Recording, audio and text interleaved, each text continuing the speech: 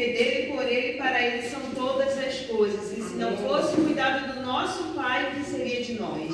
Onde nós estaríamos nessa hora se não fosse a mão poderosa do Senhor? Grande foi a luta para chegar aqui. Hoje quase desmarquei, quase mandei mensagem para a Silé para desmarcar. Mas eu falei assim, Senhor, o compromisso não é com o homem, é contigo. O compromisso, antes de ser com a pastora Júlia, quando ela me fez o convite, e antes de ser com a tua igreja, é contigo. Então, o Senhor vai tomando a frente, o Senhor vai abençoando tudo.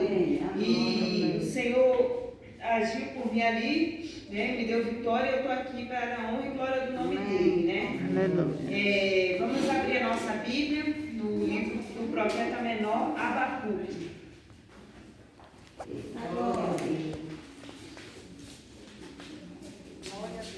Glória a Deus. Livro do profeta menor Abacuque, é bem lá atrás, tá?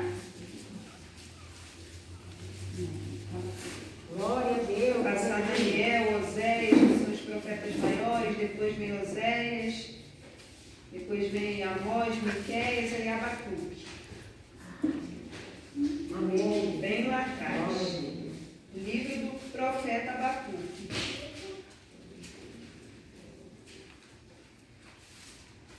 Profeta menor, né? Esse livro é composto somente por 3 capítulos e vamos ficar dentro desses 3 capítulos, né? Passeando um pouquinho por eles, que é bem pequenininho o livro. Então vamos estudar um pouquinho dele nessa noite. Achamos? Abacuque, livro do profeta Abacuque, profeta menor. Achamos? Então vamos ler. Eu não separei um versículo específico para passar essa pregar, vai ser o capítulo 1, versículo tal. Não, eu vou ler algumas partes aqui e os irmãos vão me acompanhando, tá? No capítulo 1, diz assim: a sentença revelada ao profeta Abacuque. Né? E Abacuque ele já começa com um questionamento, com uma pergunta: até quando, Senhor, clamarei eu e tu não me escutarás? Gritar-te-ei violência e não salvarás. Por que me mostras a iniquidade e me fazes ver a opressão? Pois a destruição e a violência estão diante de mim. Há contendas e o litígio se suscita. Por esta causa a lei se afrouxa e a justiça nunca se manifesta. Porque o perverso cerca o justo, a justiça é torcida. Muito forte essa palavra, né? Quando eu li, eu fiquei pensando assim, e o Senhor me trouxe muita coisa assim à cabeça, e eu escrevi algumas coisas aqui já nessa primeira parte que eu acabei de ler. O livro do profeta Abacuque, como eu falei para vocês, é constituído apenas de 3 capítulos, é profeta menor mesmo, né? Tanto que se vocês pegarem os profetas menores, vocês vão ver que todos eles são bem pequenininhos, os livros, né? São pouquíssimos capítulos, né? E durante esse período, que foi um período muito difícil da história de Judá, o povo ele estava novamente abandonando o Senhor, né? E mergulhando nas suas próprias vontades, né? E nisso o profeta ele ficou completamente indignado com aquilo que estava acontecendo diante do cenário atual e começa a questionar ao Senhor, quando ele faz essa pergunta: até quando, Senhor, clamarei eu e tu não me escutarás? Gritar-te-ei violência e não salvarás. E Deus responde ao profeta, só que ele responde de uma forma que o profeta não gostou muito, como eu costumo dizer. Ele não gostou muito da resposta que o Senhor deu para ele. Que o Senhor virou para Abacuque e respondeu dizendo: Abacuque, eu vou mudar o cenário. Só que para eu mudar, sabe o que vai acontecer? Eu vou suscitar um povo que é pior do que Judá. Se você acha que Judá é um povo ruim, que está mergulhando nas suas próprias vontades, hoje você vai ver algo que é pior do que Judá, que era quem? A Babilônia. Deus levantou a Babilônia como um instrumento de disciplina e que marcharia contra Judá para desarraigar Judá da sua terra. E Abacuque, o que aconteceu? Ele não entendeu a vontade de Deus. Ele não entendeu a ação do Senhor daquele momento. E conforme eu fui escrevendo isso, meditando nessa palavra, o Senhor falou para mim: Raquel, quantas das vezes é também assim com você? Quantas das vezes você me pergunta até nessa situação? Até quando você vai ouvir palavras vindas de mim, mas eu não vou fazer na tua vida? Até quando você vai clamar e eu não vou te ouvir? Ou parecer que eu não estou te ouvindo, né? E quantas das vezes é assim conosco também, né? Às vezes a gente está no nosso canto, o Senhor fala, eu vou mudar a história, vou fazer isso, vou fazer, vou acontecer, vou trazer teu filho, vou restaurar tua filha, teu casamento e tal, não sei o quê. E a gente se pergunta, passa um tempo e a gente se pergunta, Senhor, até quando? Até quando eu vou gritar e o Senhor não vai me responder? Até quando eu vou clamar e o Senhor não vai me trazer resposta? Da mesma forma que Abacuque estava ali questionando ao Senhor, nós também fazemos esse mesmo questionamento. Estamos ali, Senhor, até quando? Até quando essa porta não vai se abrir? Até quando o Senhor não vai responder? Até quando meu filho vai continuar desse jeito? Até quando meu marido vai continuar nessa posição? E a gente não entende. E fica ali só no até quando. E o que Deus faz? Deus faz como ele fez com Abacuque. Ele usa algo pior para quê? Para nos tratar. Ele usa uma situação pior para quê? Para poder tratar. Porque a gente precisa entender o quê? Que primeiro a situação veio para nos tratar. Para depois Deus tratar com a pessoa com quem nós estamos orando. Primeiro Deus usa a situação para nos tratar. De dentro para fora. E eu lembro perfeitamente em situações da minha vida que eu orava e perguntava ao Senhor. Um momento muito conturbado da minha vida, quando eu passei em 2015, logo assim que eu separei, eu perguntava a Deus até quando eu vou ficar nessa situação. Foi tão difícil para mim, e Deus fala para mim, Raquel, não é até quando, eu uso a situação para te mudar. Enquanto você não estiver do jeito que eu quero que você esteja, a situação vai continuar assim, porque eu estou usando a situação hoje que é difícil, que é complicada aos teus olhos para te tratar. Quando você não entender que você precisa ser tratada por mim, a situação não vai mudar. Porque eu sou o dono da situação. E Deus me fez entender isso aqui também, conforme ele falava para Abacuque. E no capítulo 1 nós podemos ver, conforme eu fui lendo, eu fui escrevendo, que o Senhor foi ali me falando, né? Ver claramente a indignação de Abacuque quando ele indaga a Deus. Até quando, Senhor, clamarei eu e tu não me ouvirás?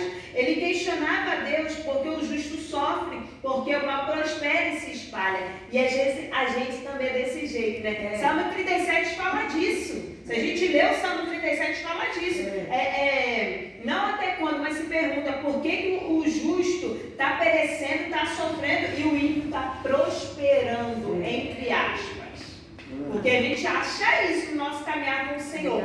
Deus, o fulano nem te serve, o fulano é ímpio, o fulano tem isso, tem aquilo, tem aquilo outro, eu não tenho nada, eu não prospero, eu não vou para frente, a minha vida não está certa, as portas não se abrem. E a gente está ali achando, só que não é assim. Não é assim, o Senhor está usando a situação que é o que eu sempre digo, a situação diz mais sobre você e sobre mim do que sobre a própria situação. E é isso que Deus tem feito com a gente, né? E ali, ele não entendia o agir de Deus, ele não entendia porque Deus deixava tudo de ruim acontecer e aparentemente, o Senhor não fazia nada, porque Deus estava fazendo. Porque a gente precisa entender uma coisa, Deus não precisa se manifestar com sinais, prodígios e maravilhas para dizer para você que Ele está fazendo, porque Ele é Deus. Ele faz no vento, Ele faz na tempestade, Ele faz no silêncio, Ele faz no mar bravio, Ele faz na calmaria.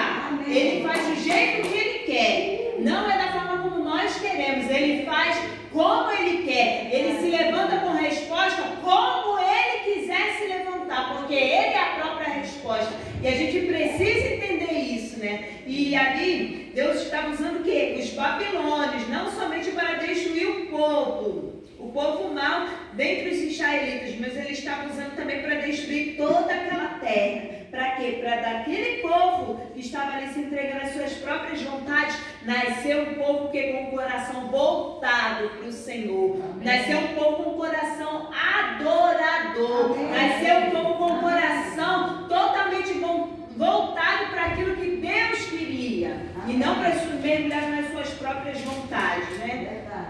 E ali Abacuque, ele mostra toda a sua situação, indignação e revolta, e coloca diante do Senhor, e espera pela resposta. E Deus responde dizendo que usaria a Babilônia como um instrumento de disciplina disciplina. Então ele ficou indignado porque Deus usaria um povo pior para disciplinar Judá.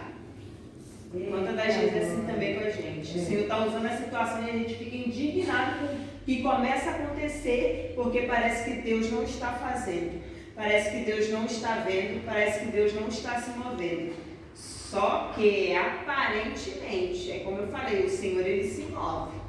O Senhor ele se move. Só que a gente precisa estar ligado para ver os sinais que o Senhor está nos dando do seu movimento. E quantas das vezes nós não estamos ligados para entender isso. No capítulo 2, o Senhor, quando passou tudo isso, e aqui no verso 12, se vocês lerem depois, diz aqui o título que diz que está como a intercessão do profeta. No capítulo 2 diz a resposta do Senhor.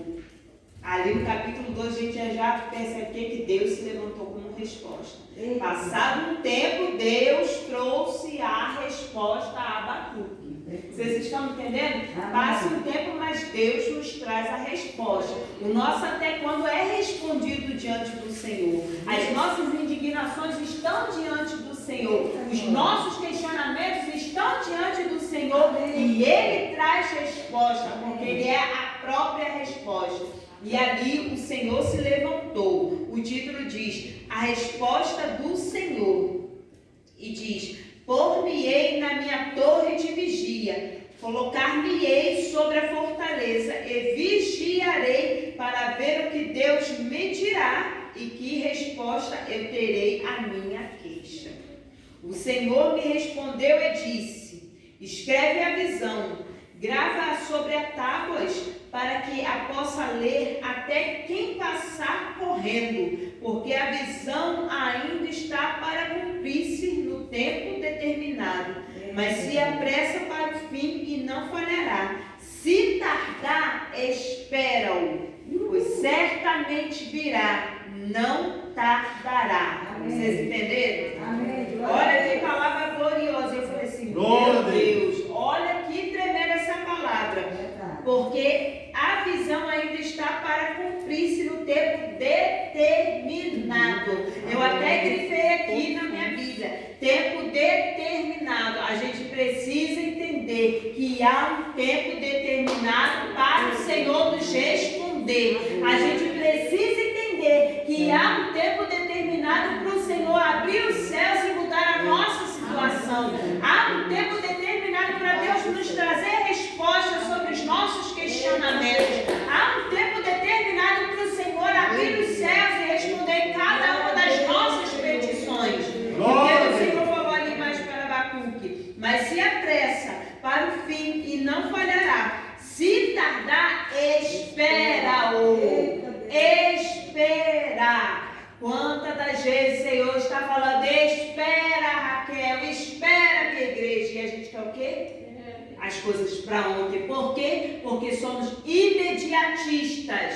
Mas Deus não trabalha com isso. Deus trabalha com um tempo determinado para nos tratar. O Senhor trabalha com um tempo determinado para tratar a sua igreja, para tratar o nosso caráter, para nos fazer entender que Ele é o dono do tempo e que nós não somos nada. Que Ele continua sendo o oleiro e nós continuamos sendo os vasos e o barro nas suas mãos. Que Ele continua sendo soberano e que nós não somos absolutamente nada diante da sua glória e majestade. Espera. Se tardar, espera, porque certamente virá, não tardará. A gente escuta muito no mundo dizer, sabe por que Deus tarda, mas não fala? Irmãos, isso é mentira. Isso não existe. Porque eu sempre falo, Deus não tarda e nem falha. Ele chega na hora certa, na hora que Ele tem que agir. Ele chega quando os teus limites se acabam. Ele chega quando você não tem nem mais forças para chorar. É aí que Ele chega para mudar a situação. É aí que Ele chega para te trazer resposta. Mas a gente precisa entender o quê? É no tempo determinado dEle. É o tempo que Ele tem sobre os céus para nos abençoar. É o tempo que Ele quer tratar, porque Ele usa o tempo para nos tratar. Ele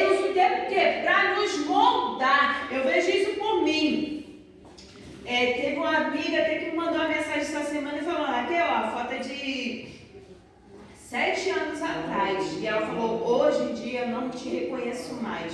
Como você era para o que você é hoje. Como você mudou. A mulher que você era para a mulher que você é hoje. É outra pessoa. Por quê? Porque foi necessário a Raquel passar o que aqui, ó, na mão do oleiro. Foi necessário a Raquel ser quebrada, ser voltada, ser amassada, ser despedaçada, estar sangrando, estar ferida. Para quê? Para ir diante do altar para receber cura. E esse tempo determinado que o Senhor usou aqui, falou para Abacuque, é o tempo que o Senhor diz para nós. Ele está usando a situação para isso, para moldar a sua igreja, para tratar o nosso caráter, para nos fazer entender que Ele é que está fazendo a obra, que Ele está usando primeiro a situação para mudar aqui dentro. Primeiro é dentro de você, para depois a obra ser feita lá fora. Porque transformação é isso, é quando começa dentro de você para depois ir para fora. Não adianta a gente querer colocar o nosso joelho no chão para o Senhor salvar nosso marido, nosso filho, nosso isso e aquilo outro, se a transformação não começa aqui. Tem que começar dentro de você. E é como eu sempre falo, é igual o perdão. O perdão diz muito mais sobre você do que sobre a pessoa. Muito mais. É que nem uma outra amiga minha, ela mandou uma reportagem para mim falando daquele DJ que bateu na mulher, né? Que todo mundo viu aí, tá? Se alastrou pra caramba. DJ Ives. Bateu na mulher, espancou na mulher, não sei o que, e vi a reportagem dizendo que essa mulher, no caso, a mãe da filha dele, perdoou ele, né? Perdoou ele. Eu falei assim, sabe o que diz? Eu falei pra minha amiga, você sabe o que diz? Porque o perdão diz muito mais sobre ela, não é sobre ele. O perdão, ela está liberando o perdão porque ela entende o quê? Que se ela ficar com aquilo dali, a vida dela nunca mais vai pra frente. Porque ela precisa se libertar daquilo dali, colocar aquilo pra fora, expor a dor, expor aquela mágoa, aquele sentimento e liberar perdão. Porque quando ela libera o perdão, o que acontece? Mesmo que eles não voltem, mas ela fez a parte dela, que é liberar o perdão. Porque o perdão está dizendo muito mais sobre ela. Para ela o quê? Para ela ser livre. E a gente precisa entender isso. Aí eu vi muita gente criticando, mas é muito besta, isso e aquilo. Eu falei, gente, a questão é que ela está liberando perdão para ela primeiramente. Ela está se libertando, se fazendo livre para depois liberar o perdão para esse homem. Primeiro ela está dizendo sobre ela, porque ela está vendo que ela precisa de perdão. Ela precisa primeiro se perdoar para depois liberar o perdão para ele. Então o perdão está dizendo muito mais sobre ela, sobre o que está dentro dela. E quantas das vezes é assim também com a gente. O Senhor está falando com a gente, que está usando a situação para nos moldar, para nos tratar, e a gente não está entendendo. A gente quer o que as coisas para ontem. O Senhor está falando, é tempo determinado. O tempo é determinado por mim, eu vou fazer na hora que eu quero. O tempo é determinado por mim, eu vou fazer quando eu quiser. O tempo é determinado por mim. Enquanto você não entender que você está sendo tratado por essa situação, você vai continuar aí de molho. Você vai continuar aí esperando. Você vai continuar aí na minha incubadora, sendo tratado para quê? Para você crescer, para você amadurecer, para você entender que você ainda está engatinhando na fé, que você ainda não tem estrutura suficiente para alcançar aquilo que eu já te prometi. E a gente não entende isso. É necessário o quê? Passar por esse tempo determinado do Senhor para poder lá na frente você alcançar o que Deus tem para você. E para você alcançar é um tempo determinado. É passar por esse tempo de moeda, de tristeza, de aflição, de angústia, aonde que você se prepara para receber o que Deus já te deu. Só que quando você receber, você não vai perder, porque você entende que você está pronto para receber aquilo de Deus. Você já tem maturidade suficiente para receber tal coisa da parte do Senhor. E ali no capítulo 2 eu escrevi que o Senhor responde o profeta e ordena que escreva a visão, grave-a sobre tábuas para que possa ler até quem passar correndo. E diz para ele que há um tempo determinado para que a visão se cumpra, e caso demorar será para esperar, porque certamente viria e não tardaria. E a solução do problema de Abacuque viria somente no tempo determinado por Deus. Então seria colocado um ponto final à iniquidade do mundo. Os fiéis de Deus teriam de esperá-lo, ainda que parecesse levar tanto tempo. tempo. E é assim também conosco. Nós precisamos aprender a esperar. Nós precisamos aprender no tempo da espera, esperar, descansar e confiar o coração no Senhor. Amém. Crendo que certamente virá, não tardará. Crendo que certamente Ele vai vir no tempo determinado dele e Ele não vai tardar. Porque a palavra dele, como eu sempre digo, é imutável, é irrevogável. A palavra dele não cai por terra. Passam-se os céus e a terra, mas a palavra dele subsiste. A palavra dele continua. E no tempo determinado que há de vir, virá. Ele há de vir. Ele há de vir e ele vai vir. Ele vem e ele não tardará.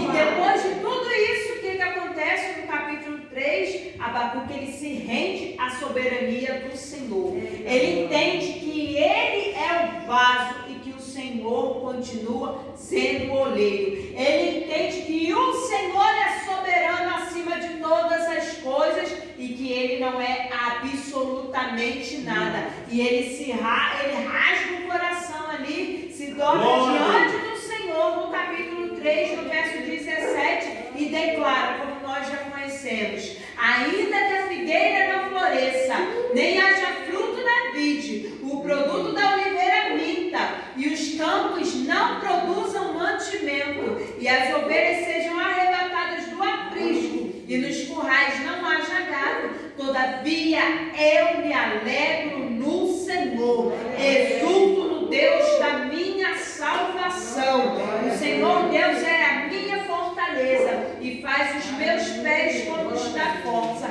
e me faz andar altaneiramente. Vocês entenderam? Depois de tudo isso, depois de ele entender que o Senhor, ainda que ele questionasse até quando o Senhor, o ímpio vai prosperar, o justo vai continuar sendo perseguido e tal, o Senhor não vai fazer nada aparentemente, o Senhor responde a Abacuque: Abacuque, há um tempo determinado para tudo. Abacuque, certamente virá e não tardará, e se demorar, espera, Abacuque, porque eu estou vendo, eu estou atento a tudo. E é a mesma coisa o Senhor diz para nós nessa noite, igreja. Certamente virá, não tardará. Há um tempo determinado para tudo. E quando você entende que eu, Senhor, sou soberano, você vai começar a adorar. Você vai começar a fazer o que o apóstolo Paulo fez, lá em Filipenses 4. Quando ele declara que as pessoas só falam: tudo posso naquele que me fortalece. Só que ninguém leu antes. Ninguém leu antes quando ele diz que já passou por tribulações, quando ele diz que já passou fome, quando ele diz que sabe viver em toda e qualquer situação, quando ele diz que ele já passou escassez, que ele já teve abundância, que ele já padeceu necessidade, porque ele podia todas as coisas naquele que estava fortalecendo. Amém. É difícil a gente entender isso, é difícil a gente glorificar o Senhor nessas horas, é difícil a gente entender essa soberania do Senhor, entender que mesmo nos momentos mais difíceis, o Senhor continua sendo soberano no seu trono de glória. A gente precisa entender isso. Eu sempre falo isso para o meu esposo: a gente precisa entender que Deus está no trono de glória dele. A gente passando por luta, deserto, tribulação, transformação, a transição como nós estamos, mas o Senhor continua no trono de glória dele. Ele continua sendo soberano, ele continua sendo Deus, e a gente precisa entender isso. O que a gente precisa é só glorificar, é só adorar, entender que o tempo determinado é do Senhor, entender que quem fará é o Senhor, entender que quem abrirá a porta é o Senhor, quem dará a resposta é o Senhor, quem enxugará as lágrimas é o Senhor, porque nele há consolo, nele há um novo dia, nele há um novo amanhecer, e a gente precisa entender isso. E quantas das vezes a gente não entende, mas quando Abacuque entendeu, ele adorou ao Senhor. Ele fez esse cântico de adoração e falou: Senhor, ainda que tudo não dê certo à minha volta, ainda assim eu vou continuar te adorando. Ainda que o Senhor use a Babilônia para destruir Judá, para tratar Judá, ainda assim eu vou continuar te servindo. Ainda que o Senhor